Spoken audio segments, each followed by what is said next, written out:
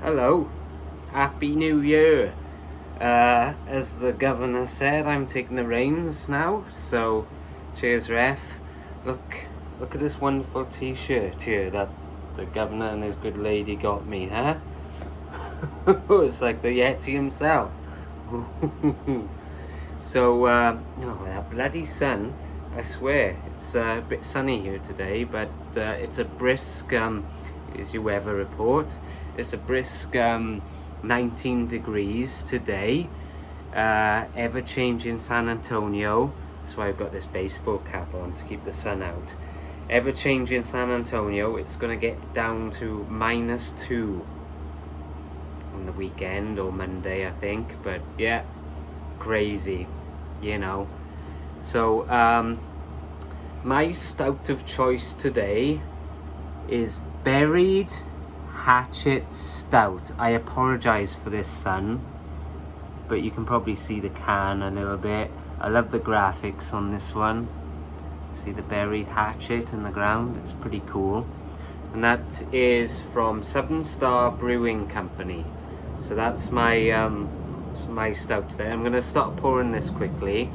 Probably pour it a little bit better than Punky with his head, the last one. And he calls himself a barman. Alright, so look at my cool glass here from Seguin Brewing. But yeah, let's get this pour on so I can maybe let it settle and waffle on a little bit, as we tend to do. But yeah, get that sitting. I've had it a little bit of room temperature, so I should be pouring some of the taste here. Look at that, lovely. So, cheers. Yeah, so let's get a little smell of this. Nice. It smells almost like a brown ale. You know, if you're getting some of your Newcastle brown ale or something like that, or some of the red ales. So let's get my swig on. I'm thirsty here.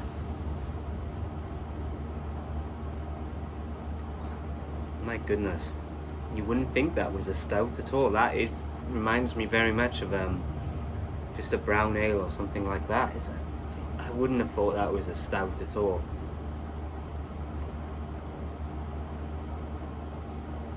Nice. I'm not even classifying that as a stout, to be honest with you. That is no creaminess to it. There's no thickness to it. There must be something in the process that makes it a stout, but it reminds me of Newcastle brown ale drinking that. I got to be honest with you. So that's very unusual. So that's let me just give you some spiel. That is 8.25 on that one. On percentage, a little bit lower than older Punky's yesterday. Southern Star Brewing Company, it's not one I've reviewed before, but actually here's an interesting thing. One of the first ever craft beers I ever had when I got here in Texas was one of their beers.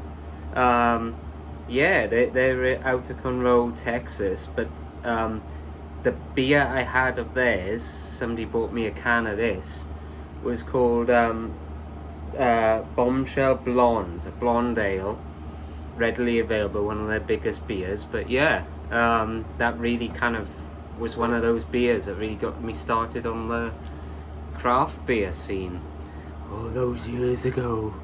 So yeah, it's kind of interesting. So I'm back to it, and I don't think I've had any of their beers since, to be honest with you. I've had the Blonde Bombshell a few times since, you know, but not for a while, I gotta say. Not for a while. Let's just a bit more sip on this. How unique. Very, very bitter. My goodness. It's very unusual. What says on the can here? You hold in your hand a stout for stout lovers. Buried Hatchet is brewed with large quantity of brown malt. There you go, there's the brown. Reminiscent of a traditional pre-industrial revolution malt profile. This stout is full of robust roasted flavors, which intermingle with a bittersweet creaminess that concludes to a perfect warming finish. Nice.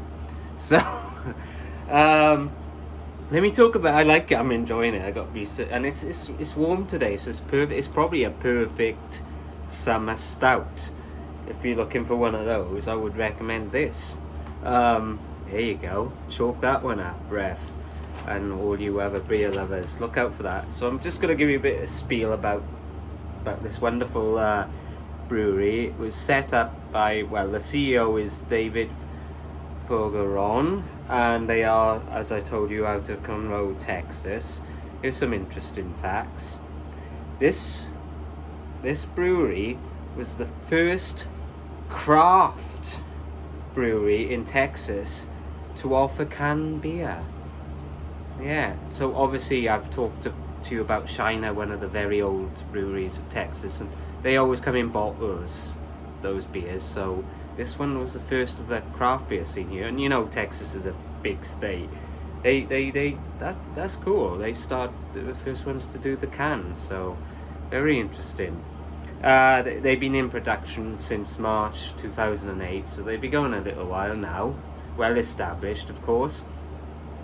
And this is an interesting one. They try and encourage and try and help endangered beers, or beers going extinct, I should say. So they're into, which is interesting. So one of their beers, as a conservationist myself and a big wildlife guy, this was interesting. One of their beers, the red cockaded, that one, it actually, some of the proceeds from that go to benefiting an endangered woodpecker in the region, in Texas. I don't know what that woodpecker is, but I will find out and I will let you guys know. So just remind me or I forget. But no, I look at, but isn't that cool? I love that. That's really noble of them, guys. So cheers to that, helping our bird species here.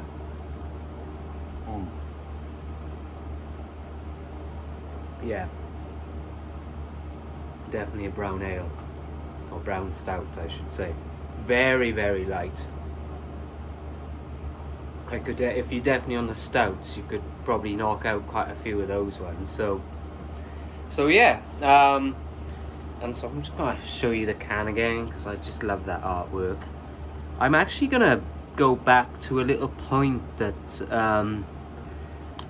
Marty mentioned about cans and beers over here. So this can, that's half a pint, you know. And you saw the governor's can for his last one. That was a full-on can and a full-on pint. So typically here you get kind of half pint pours, or maybe a little bit more than a half pint, and all the cans are just half a pint basically, for the most part. As he said, stubby fuckers. He's not wrong there. So that's interesting, and we obviously like a fuller glass in Britain, and that's not saying you can't here. You know, you can get bigger pours if you go out to your breweries and your bars and pubs and such, but you normally have to request that, or they will offer you that option, but otherwise it would be like a little half pour. So yeah, it's interesting. I mean, maybe it kind of sums up how much alcohol we drink in Blighty. I don't know. I mean, you'd have to specify, you know, well, you just say it. I have a pint of Carling, I have a pint of that, or I'll have a Carling please, and you'll get a pint, unless you specifically say, you know, I want a half, or you want those shandies, are you? Okay, there you go, have a half, mate. So yeah, it's interesting. I guess it's slightly cultural difference there, you know. We used to have full-on pint, and you see me a lot of the time. I pour out my beers into and I have a good set of British standard pint glasses, and obviously they don't come up to the top. So maybe further discussion when we do a long one is required. could be cool talking about those differences. I know I've talked to it about my chums over here, you know, so yeah. So going back to the brewery itself, Southern Star Brewing Company, another Texas-based brewery. As I say, they do a blonde bombshell, which is a blonde ale. That would probably be a nicer beer for the summer. Not knocking this would be a nice summer one as well. I actually do like my brown ales in the winter though. Like I do like a Newcastle brown ale in the winter, so it's just my preference, you know.